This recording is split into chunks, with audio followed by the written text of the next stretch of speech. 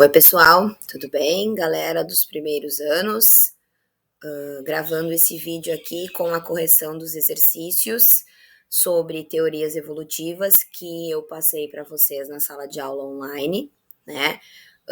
Algumas turmas eu não tive tempo de corrigir, e algumas turmas, tem uma turma do noturno que, por vários motivos, a gente não teve aula presencial, então bagunçou a ordem da correção das atividades, tá?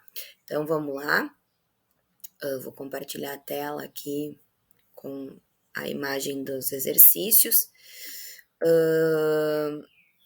Então tá aqui, né, a primeira lista. Gente, vocês estão vendo, acredito, né, aí no vídeo, alinhados dois exercícios, tá? Então eu vou corrigir sempre um e o outro, os dois que estão aparecendo no principal da imagem, certo? Então, no momento, vou começar corrigindo o exercício 1 e o 6 e assim eu vou seguindo, tá bom? Então, bora lá. Então, exercício número 1. De acordo com o evolucionismo, as espécies não são estáticas e sofrem modificações ao longo do tempo. A forma como essas alterações ocorrem motivou vários estudos no passado e nos dias atuais, segundo as ideias evolucionistas de, por exemplo, as modificações adquiridas durante a vida podem ser transmitidas às próximas gerações. Baseando-se nos seus conhecimentos, no que a gente viu na sala de aula, no que tem no caderno, no que tem no material na sala de aula online, né?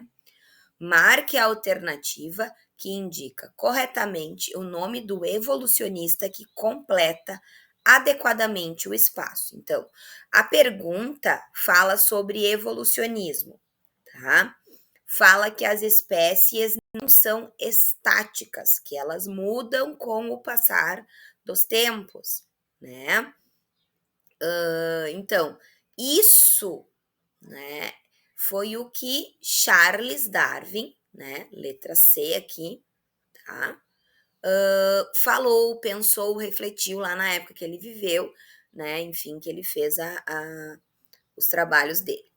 Ok? Então, letra C, número 1, letra C, Charles Darwin. Número 6.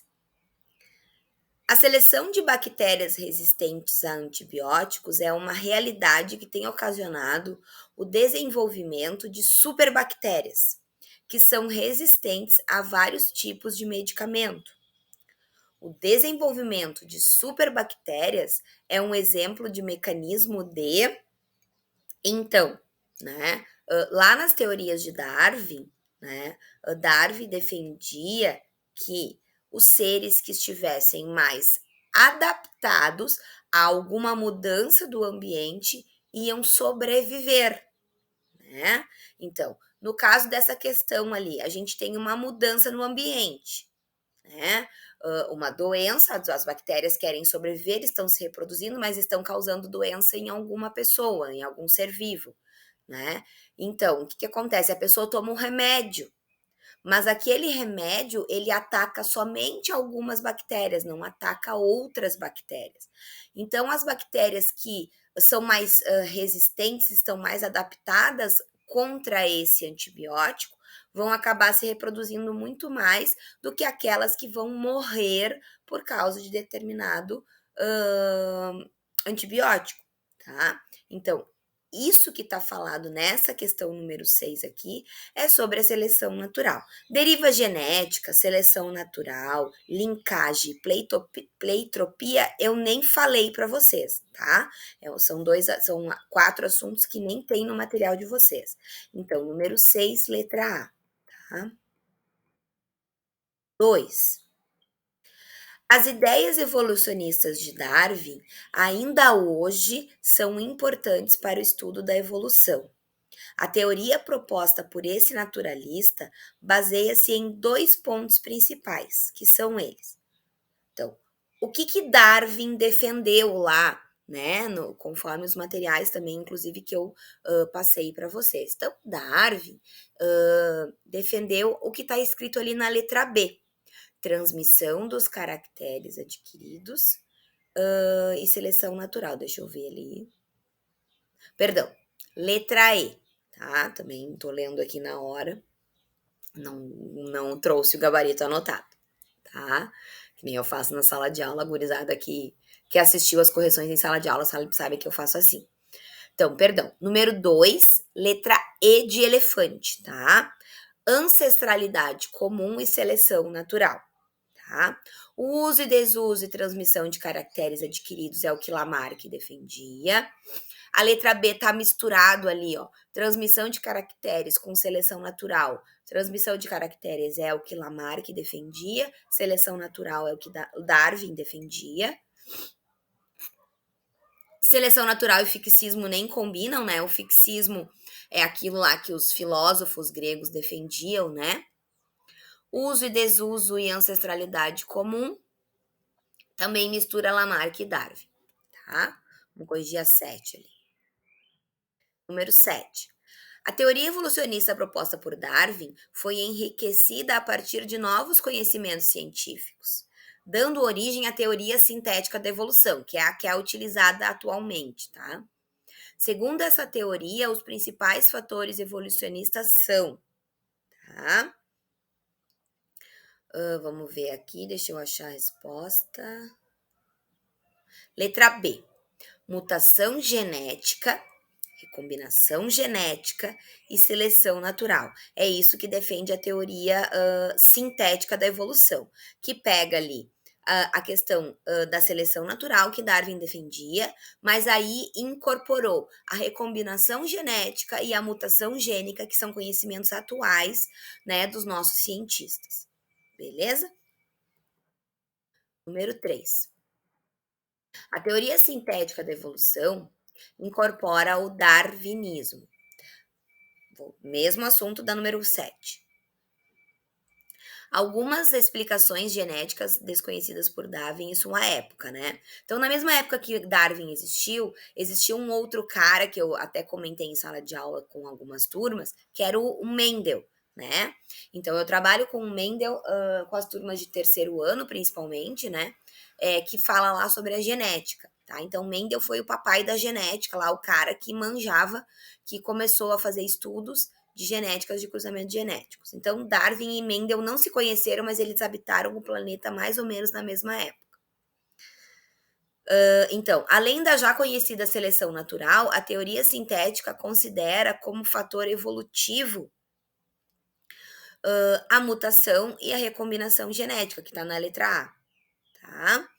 Então, a teoria sintética, que é a teoria atual, usa lá a teoria do Darwin e mais a questão da recombinação gênica, beleza? Número 8. Em biologia, a evolução pode ser definida como letra B, modificação e adaptação das espécies ao longo do tempo. Tá? 4. Vamos lá. Em termos evolutivos, um organismo mais adaptado é aquele que. Então vamos lá. Deixa o maior número de descendentes. Na letra A, a gente tem a resposta. Tá? Não é aquele que sobrevive por mais tempo, não é aquele que consome o maior número de presas, porque isso não tem muita relação. Copula com o maior número de fêmeas, isso nem sempre também significa, né, que o indivíduo vai conseguir ser adaptado. E vence a maioria das disputas também, isso não são todos os seres vivos que disputam alguma coisa. 9. Na biologia, a evolução é definida como o processo de modificações em gerações sucessivas de uma espécie.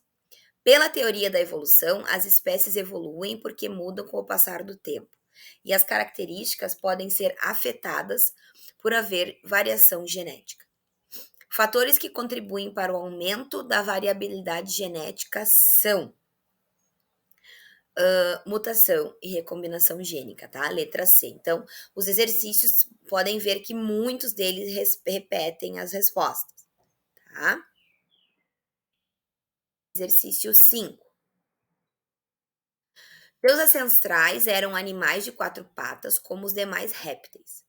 Uma necessidade surgiu e esses animais passaram a se mover deslizando pelo solo e esticando o corpo para atravessar passagens estreitas. Nessas condições, as patas deixaram de ter utilidade e passaram até a prejudicar o deslizamento. As patas, pela falta de uso, foram se atrofiando e, após um longo tempo, desapareceram por completo. Esse texto exemplifica a teoria denominada de Lamarckismo, tá? Então, o cara, né, o pesquisador, o cientista que defendia que algumas estruturas do corpo que não eram utilizadas acabavam reduzindo seu tamanho e outras estruturas que eram utilizadas e aumentavam o seu tamanho, era Lamarck, tá? Então, letra D, número 5, letra D, Lamarck. E número 10, a paleontologia é o ramo da ciência que estuda os fósseis. O termo fóssil vem do latim fossilis e está relacionado com o verbo cavar. Em latim, fodere, que significa retirado por escavação. Classifique as afirmativas a seguir com verdadeiro ou falso. Então, 1. Fósseis são vestígios de organismos que foram preservados com o passar dos anos. Tá certo? 2. Qualquer resto ou vestígio encontrado imerso no solo é considerado um fóssil. Não, não dá, né? Tem várias coisas que estão enterradas aí nos solos, né? Por aí e não são fósseis, tá? 3. A fossilização está relacionada com as condições do local e as características morfológicas do organismo. Sim, né? Não é todo o organismo que vai ser fossilizado e não é em qualquer solo que um organismo vai ser fossilizado, tá? 4, perdão. As emissões radioativas de elementos como carbono e urânio auxiliam na determinação da idade do fóssil. Sim, né? É usado lá até o carbono, né, para determinar a idade de um fóssil. Então, a gente tem 1 verdadeiro, 2 falso, 3 verdadeiro e 4 falso, que é a nossa letra C. Beleza?